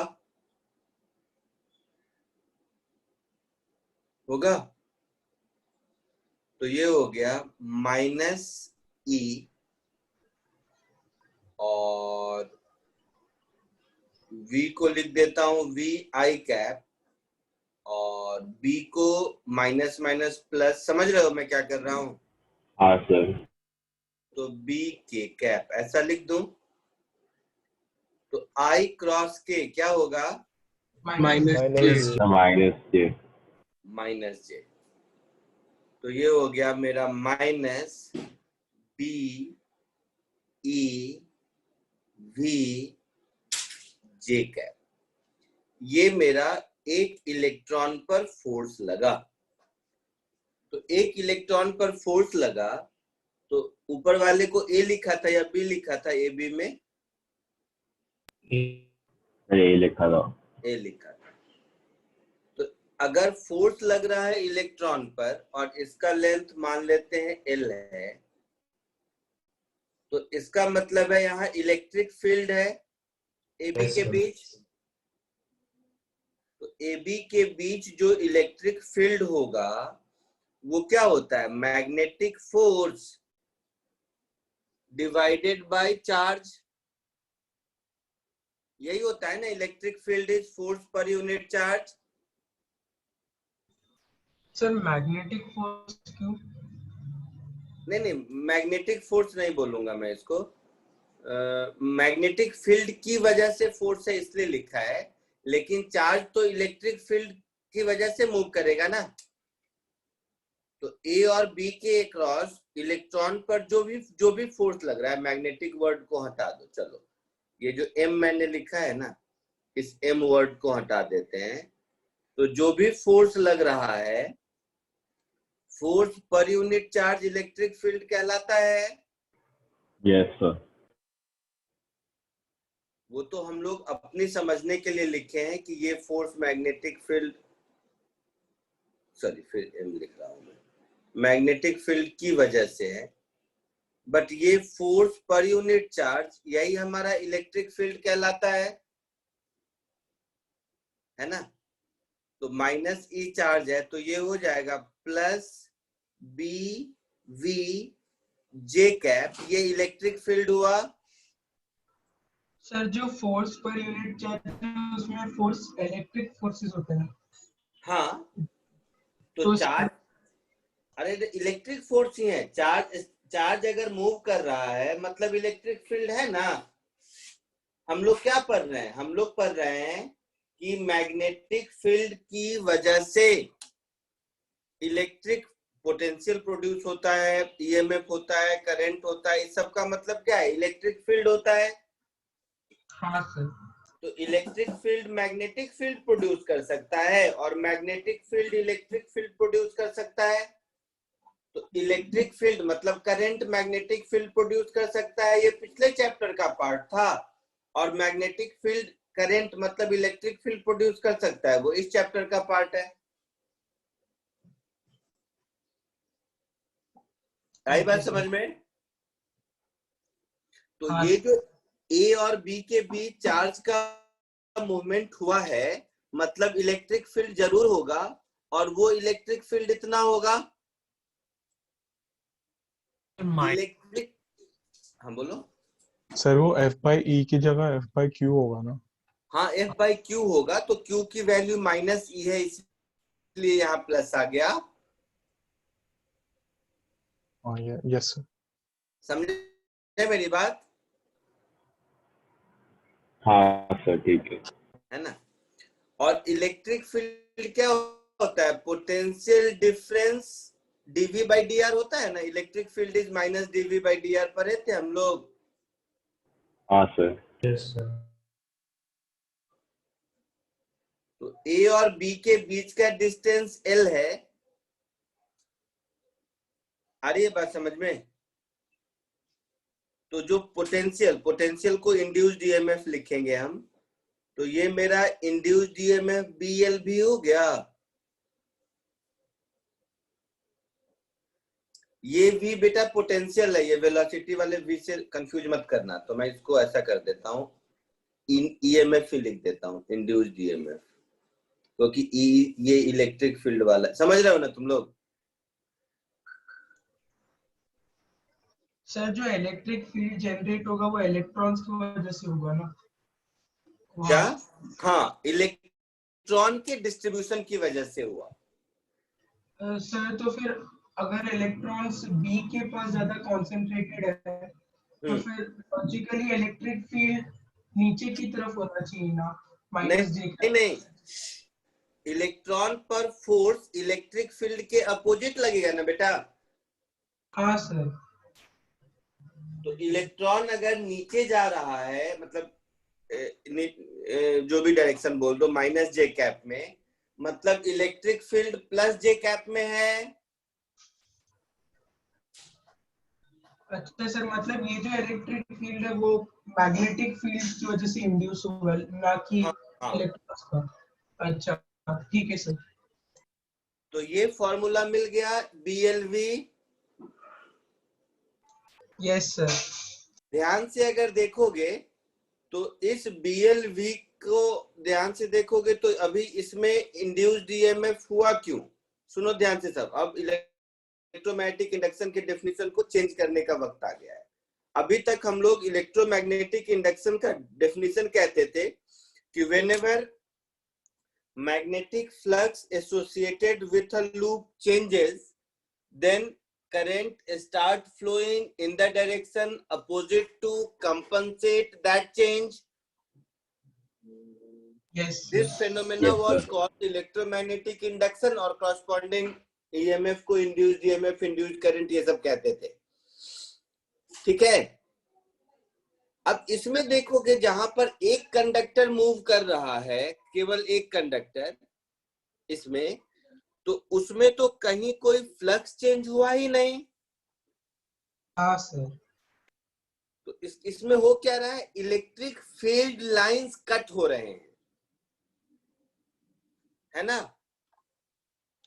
इसमें इलेक्ट्रिक फील्ड लाइंस कट हो रहे हैं। बोलो हाँ या ना। Sir magnetic field lines cut हो रहे हैं। सॉरी, हाँ, मैग्नेटिक फील्ड लाइंस कट हो रहे हैं। हाँ सर। तो हम लोग अब ये जो हमारा इंड्यूस्ड ईएमएफ है या इलेक्ट्रोमैग्नेटिक इंडक्शन है, इसको डिफाइन करने का एक दूसरा डेफिनेशन मिल गया कि induced EMF is due to field lines which is being cut by a conductor due to its motion. ऐसा कह सकते हैं? हाँ सर। तो इस बात वैसे एक ही है, लेकिन कहाँ रख दिया पेन मैंने? अरे हाँ, लेकिन इस इंड्यूस्ड ईएमएफ के लिए ध्यान से देखा जाए तो डायरेक्टली फ्लक्स चेंज रिस्पॉन्सिबल नहीं है। कंडक्टर का मोशन रिस्पॉन्सिबल है, तो है तो ये इलेक्ट्रोमैग्नेटिक इंडक्शन ही, टू द कोर कुछ चेंज हुआ नहीं है, बट इसको मोशनल ईएमएफ कहते हैं, क्योंकि ये ईएमएफ कंडक्टर के मोशन की वजह से जनरेट हुआ है। आई बात समझ में? Yes, sir. तो due to motion of a conductor in magnetic field भी ईएमएफ इंड्यूस्ड होता है, जो कि इन मैग्नेटिक फील्ड, जो कि इलेक्ट्रोमैग्नेटिक इंडक्शन ही है, उसी का एक टाइप है, इसको मोशनल ईएमएफ कहते हैं। क्लियर हुआ? जल्दी से इसको कॉपी कर लीजिए, या रुक जाइए एक बार, मैं इसका दूसरा वाला ये भी लिख देता हूं आउटकम, कि इलेक्ट्रोमैग्नेटिक इंडक्शन या induced EMF field line cut करने की वजह से भी होता है। तो यहां पर मैं ऐसा लिख देता हूं, इंड्यूस्ड ईएमएफ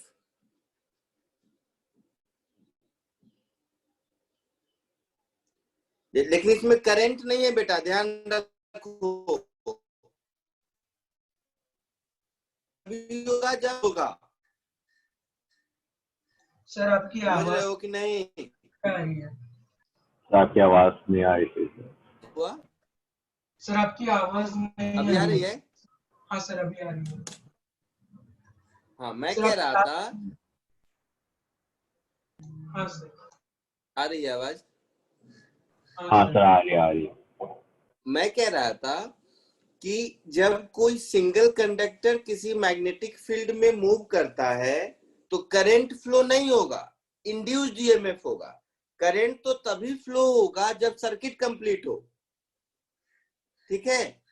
तो induced EMF generated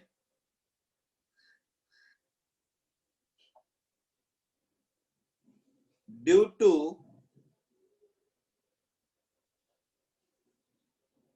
motion of conductor by cutting word नहीं सब सही है, कटिंग स्वैपिंग जो भी कह दो, magnetic field lines is called motional EMF।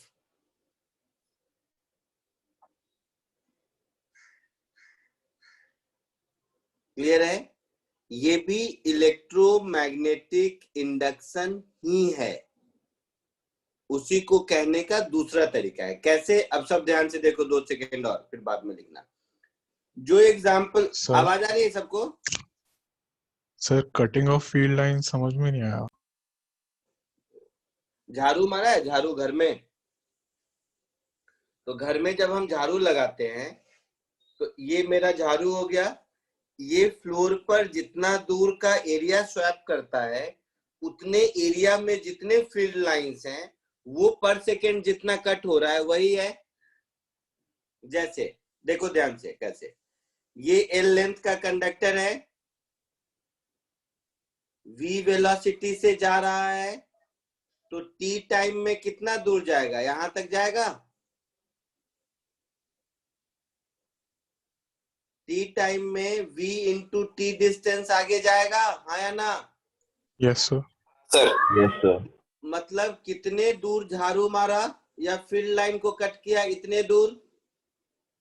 Yes sir. तो जो फ्लक्स कट किया वो मेरा हो गया b into area, that is v into t into l। तो Yes, d sir. Five by D T BLV हो गया। Yes sir. Yes sir. तो ये भी एक तरीका है डिफाइन करने का कि पर यूनिट टाइम में कितना फ्लक्स को कट करता है ये कंडक्टर। समझे आप लोग? हाँ सर। हाँ सर। एक कंडक्टर टी टाइम में यहां से यहां चला गया, तो इतनी दूर झाड़ू मारा ना, मतलब इतनी दूर में जितने फील्ड लाइंस थे उसको कट करके गया। तो ये फील्ड लाइन कट करने का रेट पर सेकेंड कितना होगा, वही इंड्यूस्ड ईएमएफ है ना। हाँ सर। तो ये जस्ट एक तरीका है समझाने का। अब मैं जो इससे पहले जहां से शुरू किया था, इस कहानी को वहीं से स्टार्ट करना चाहता हूं। देखिएगा सब ध्यान से। एक ऐसा लूप था, यार ये एक सेकंड रुक जाना। कंट्रोल सी, कंट्रोल वी, एक और कंट्रोल वी, इधर एक कर देता हूं, थोड़ा पीछे चले जाता हूं।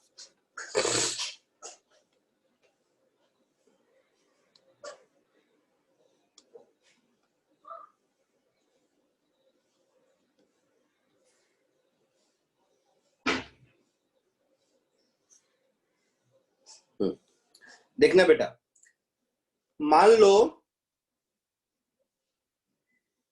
ये मैग्नेटिक फील्ड है, पहला वाला एग्जांपल, और ये कोई भी स्क्वायर जो भी मानना है मान लो लूप है।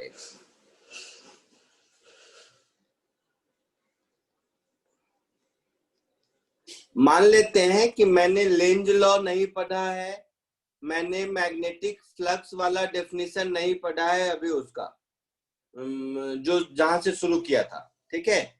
तो इस केस में अभी मैंने सिर्फ मोशनल ईएमएफ पढ़ा है। मान लो मैं ये समझाने की कोशिश कर रहा हूं कि number of field line which is being cut पर सेकेंड वही इंड्यूस्ड ईएमएफ भी है, उससे भी इलेक्ट्रोमैग्नेटिक इंडक्शन वैसे ही डिफाइन होता है जैसे कि rate of change of flux वाले डेफिनेशन से होता है, ठीक है। तो फर्स्ट केस में मान लो rate of change of flux वाला डेफिनेशन मुझे नहीं मालूम है, मुझे ये बीएलवी मालूम है सिर्फ।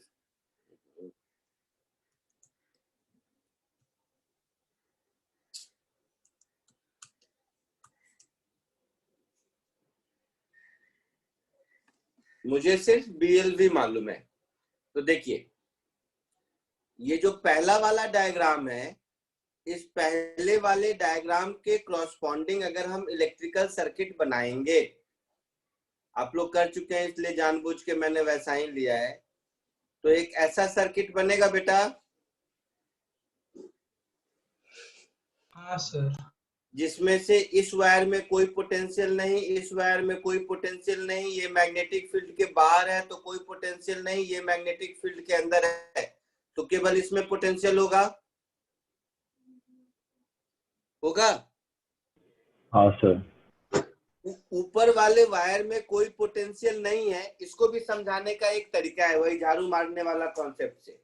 जैसे झाड़ू के तिनके को लेकर अगर तुम फ्लोर को परपेंडिकुलरली स्वैप आउट नहीं करो, ऐसे करोगे तो कुछ झाड़ू लगेगा क्या? नहीं सर। तो इससे एक भी फील्ड लाइन कट नहीं हो रहा है अगर ये ऐसे मूव कर रहा है तो। हाँ, तेरा मेरा मूव करे तो फील्ड लाइन कट होगा, समझ रहे हैं? तो ये ईएमएफ मेरा हो गया BLV और इसमें करंट हो गया मेरा ऐसे, जो कि हम पहले भी देखे थे। हाँ सर। अब इसमें आ जाओ। इसमें क्या है कि दोनों कंडक्टर मेरा मैग्नेटिक फील्ड में मूव कर रहा है, तो इसमें भी BLV होगा और इसमें भी BLV होगा।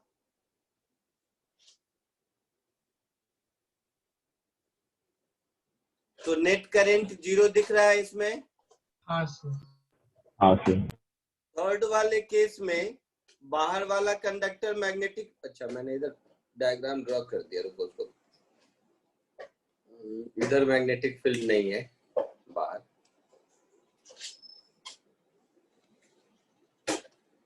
समझ रहा है ना मैं क्या कहना चाहता हूँ? हाँ सर। तो इस वाले केस में हमारा इलेक्ट्रिकल डायग्राम ऐसा बनेगा, ये BLV होगा तो करंट ऐसा होगा। तो देखो, बिना लेंज लॉ और बिना फ्लक्स के डेफिनेशन के भी इस इलेक्ट्रोमैग्नेटिक इंडक्शन को हम मोशनल ईएमएफ के बेसिस पर डिफाइन कर सकते हैं। समझ गए? ये पॉइंट A है और ये पॉइंट B है और ये ओमेगा से ऐसे रोटेट कर रहा है। समझ आया? Find VA, that is potential of A minus potential of B.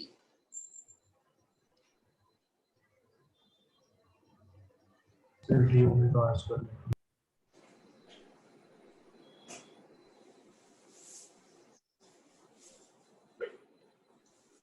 Half b omega r square l square. A का पोटेंशियल ज्यादा होगा या B का? a का।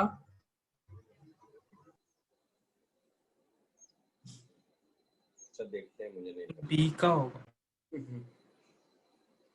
इसलिए फंडामेंटल फार्मूला रट के मत करो, कोशिश फंडामेंटल से कोशिश करो करने का।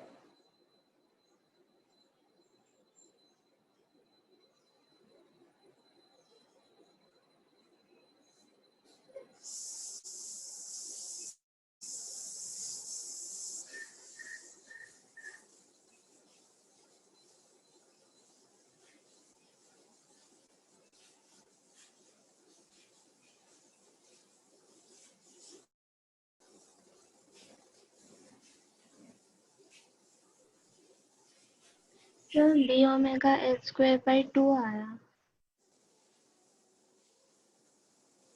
कैसे आया? हाँ सर। कैसे? सर मेरा इंटीग्रेट कर दिया। वो सब सही किया बेटा, बट आप लोग शायद डायरेक्शन बार बार मिस कर रहे Sir, minus minus- sign है। पोटेंशियल A का ज्यादा होगा या B का? बी का।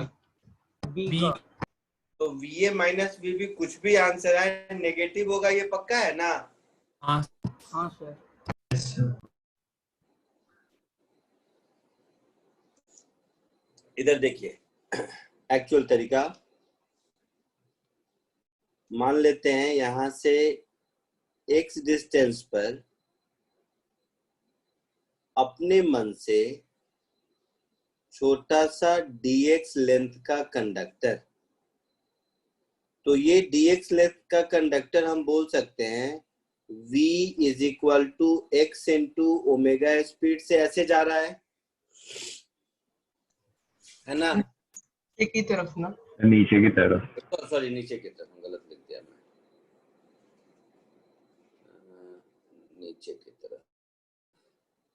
नीचे की तरफ x इंटू ओमेगा से इधर जा रहा है ना? तो यहां पर मतलब ये dx एंड जो है ना, इसके अक्रॉस इस पॉइंट और इस पॉइंट में किसका पोटेंशियल ज्यादा होगा? राइट।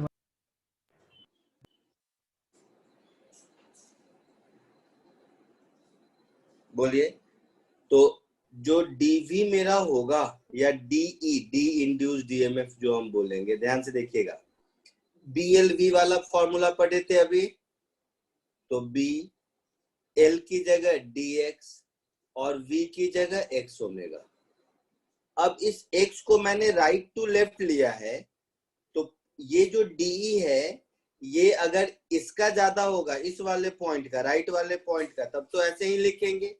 लेफ्ट वाले का होगा तो इसको माइनस लिखेंगे।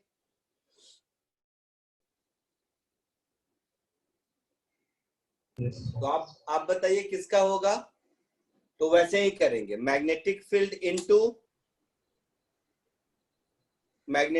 इनटू मेरा फिंगर दिख रहा है क्या? अच्छा मैंने ऑफ कर रखा है, अभी दिख रहा है।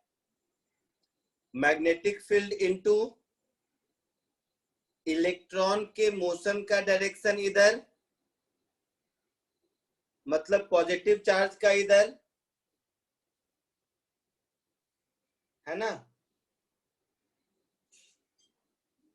समझ रहे हो? BQV लगाना चाह रहा हूं, हाँ, sir. है ना? तो इलेक्ट्रॉन राइट साइड डिपॉजिट होगा या लेफ्ट साइड? एक ही तरफ आ रहा है। तो लेफ्ट साइड। लेफ्ट साइड होगा। लेफ्ट साइड होगा मतलब राइट साइड ज्यादा पोटेंशियल होगा, Yes, हाँ sir. सर। है ना? तो ये तो पक्का है कि potential of B is greater than potential of A। ये पता चल गया? हाँ सर। कितना ज्यादा होगा तो इतना। तो अब क्या कीजिए आप, इसको दोनों ओर इंटीग्रेट कर दीजिए। दोनों ओर इंटीग्रेट कर देंगे तो E is equal to B omega x d x is equal to 0 से x is equal to L तक। और इस डी को अगर हम इंटीग्रेट करेंगे तो ऐसा कह सकते हैं पोटेंशियल एट A से पोटेंशियल एट B तक। Yes. तो potential eight B minus potential at A is half B omega L square, है ना? बोलो बेटा। हाँ सर। तो finally potential at A minus potential at B को हम लिख सकते हैं minus of half B omega L square. ऐसा कुछ आंसर होगा। क्लियर है? Yes, sir. हाँ Yes. सर। आगे बढ़ूं? हाँ सर। Yes sir. ये कॉपी करना है किसी को? हाँ सर 2 मिनट। जल्दी जल्दी 1 मिनट में कर। और नेक्स्ट क्वेश्चन। सर हो गया। नेक्स्ट सिमिलर क्वेश्चन दे रहा हूं जस्ट आपके प्रैक्टिस के लिए।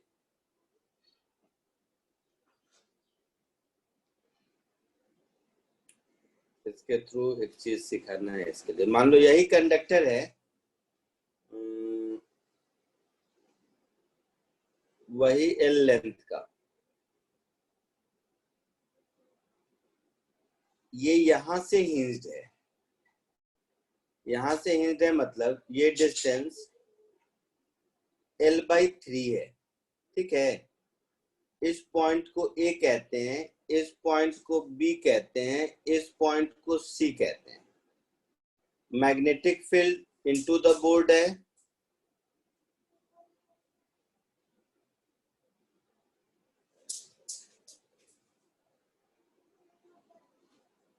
और जैसे मन वैसे बोलो। ये कंडक्टर पिछली बार क्लॉकवाइज बोला था तो इस बार एंटी क्लॉकवाइज बोल देते हैं। ये कंडक्टर एंटी क्लॉकवाइज डायरेक्शन में ओमेगा से रोटेट कर रहा है, ठीक है। ये सबसे सॉल्व हो जाएगा। जानबूझ के मैं सारी पॉसिबिलिटी दे देता हूं ताकि आपसे खुद सॉल्व हो जाए। Find question number A V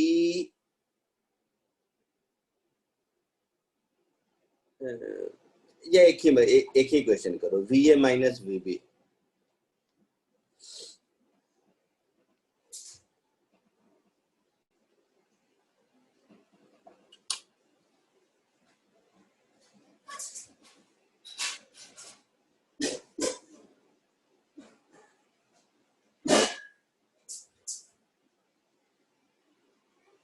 sir plus 5/9 B omega L square by 2। कैसे किया बेटा? वो पहले क्वेश्चन जैसे किया।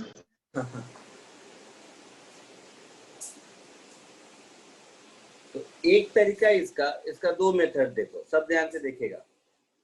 एक मेथड जो आपको फॉर्मूला याद है वो वाला मेथड, बट जो फॉर्मूला याद है उस वाले मेथड में साइन के लिए आपको दिमाग लगाना होगा, वो फॉर्मूला नहीं बताएगा, ठीक है। तो मैं अगर C और B को कंपेयर करूं तो potential eight C potential at B से ज्यादा होगा। Yes, sir. Yes, sir. अच्छा, तो potential eight C minus potential at B मुझे मिलेगा, जैसे अभी देखा था, हाफ B क्या था? Omega L square. L के ओमेगा L स्क्वायर। तो ये तो L मेरा 2L/3 हो जाएगा,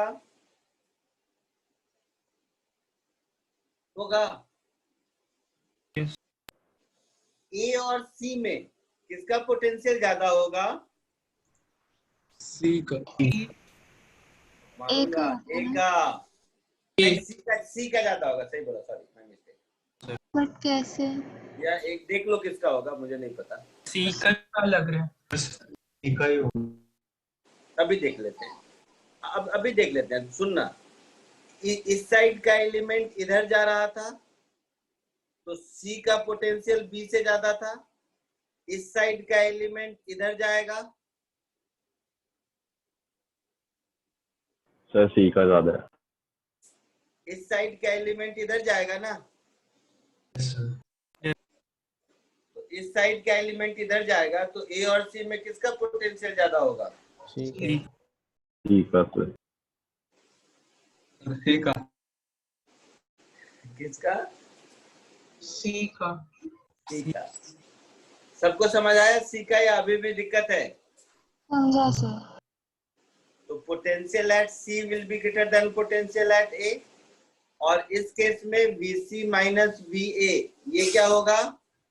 half B omega square L square by 9। Half B omega omega का स्क्वायर था क्या?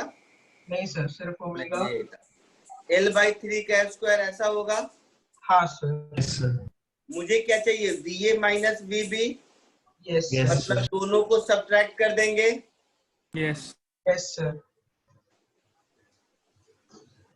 B omega L square by 6 आया। हाँ सर बाय Yes, sir. हाँ, तो 1 माइनस 2 कर देंगे अगर, तो मुझे VA माइनस VB मिल जाएगा। Yes sir. और ये हो जाएगा half B omega L square बाहर 4 माइनस 1 बाई 9, ऐसा कुछ। Yes, sir.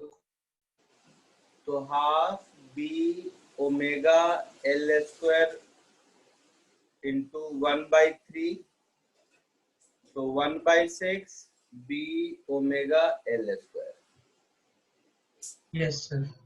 कोई दिक्कत किसी को?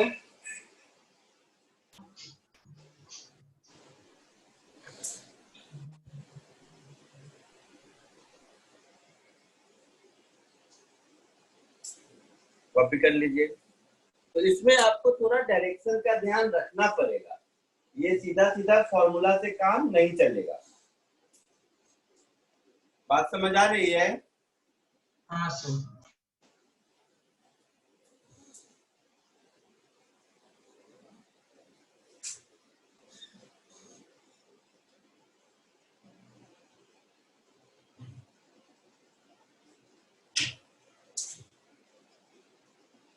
तो अगर मैं इसका इक्विवेलेंट सर्किट बनाऊं तो ऐसा होगा, देखना।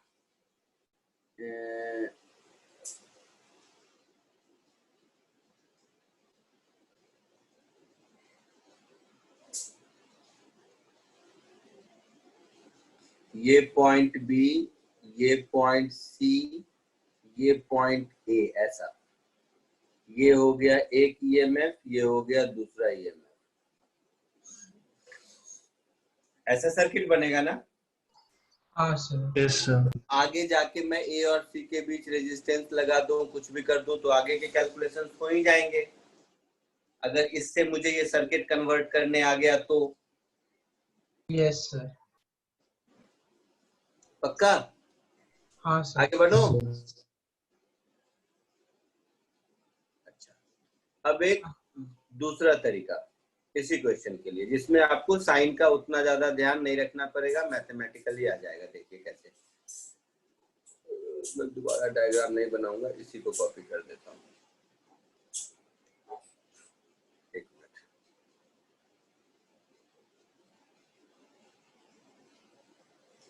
हाँ, इतने से काम चल जाएगा।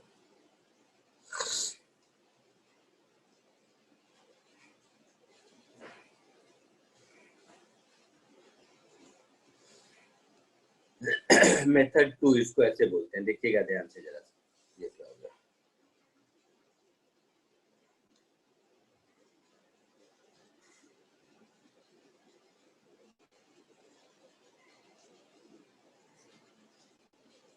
आप क्या कीजिए, यहां से x डिस्टेंस दूर एक dx लेंथ का एलिमेंट ले लीजिए। इस बार ठीक उल्टा किया, देखना कैसे।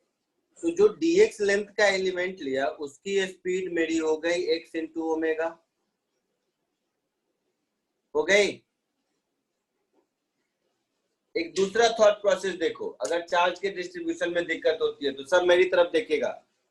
अगर ये कंडक्टर मेरा दिख रहा है, मेरा हाथ, ये कंडक्टर अगर ऊपर जा रहा है तो फोर्स नीचे लगना चाहिए।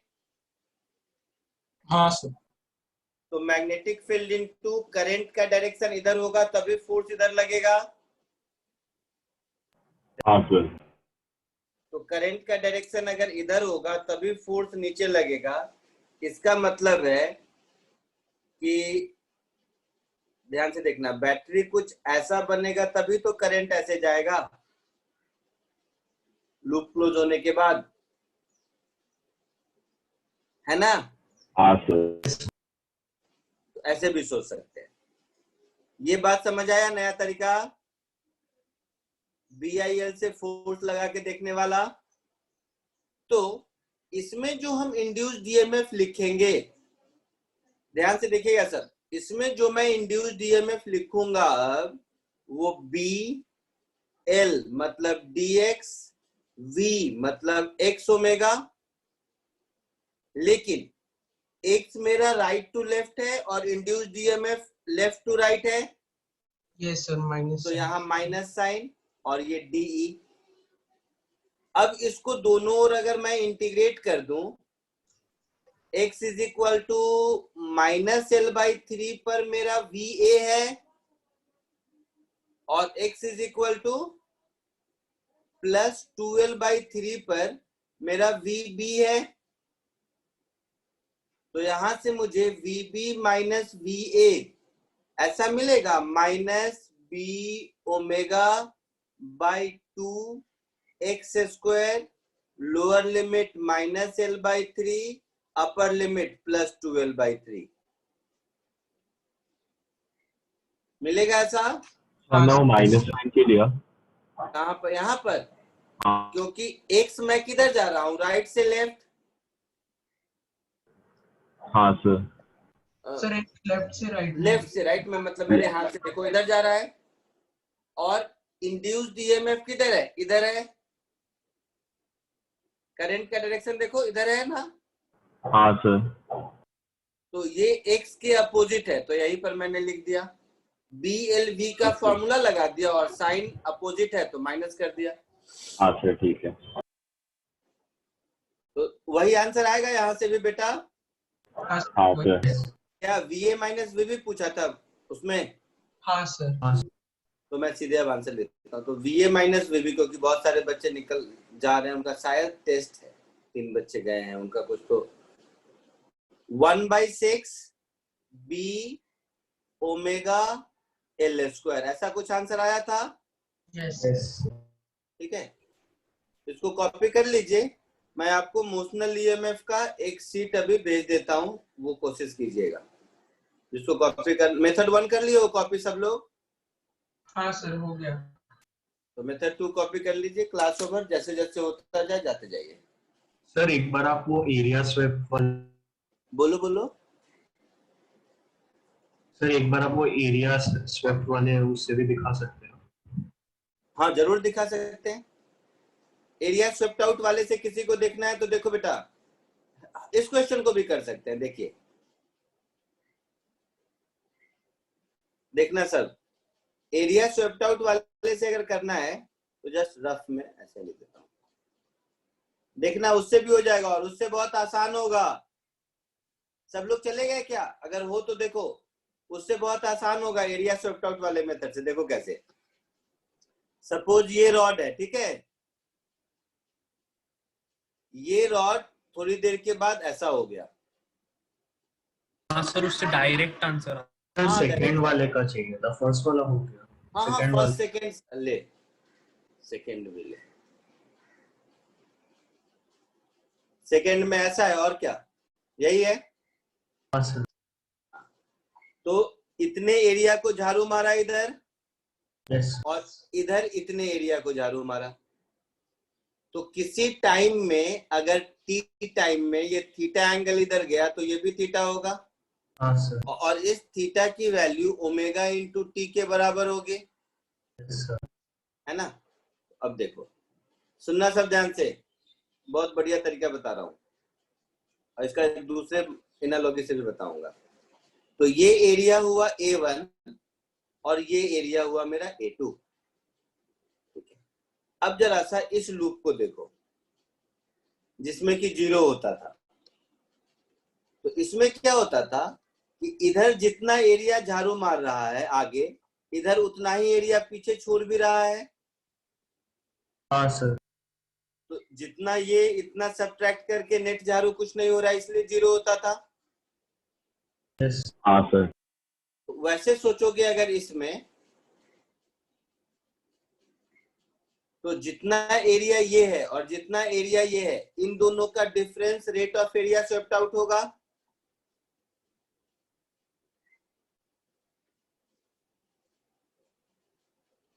होगा। हाँ सर।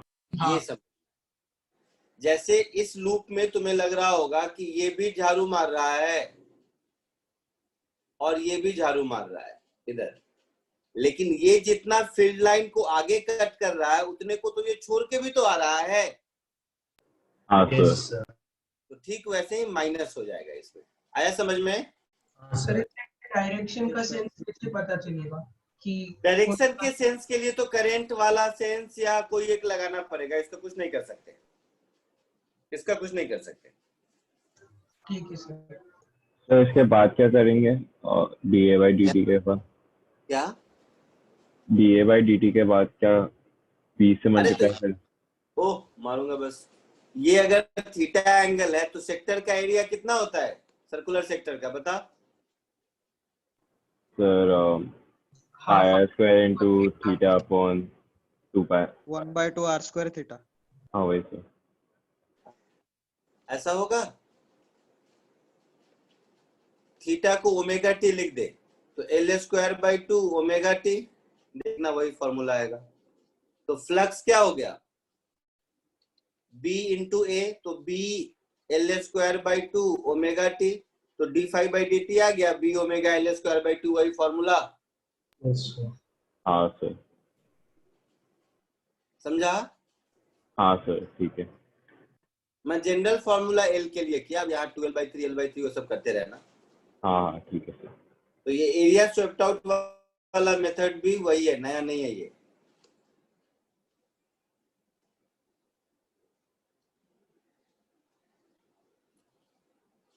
चलिए नेक्स्ट क्लास में मिलते हैं।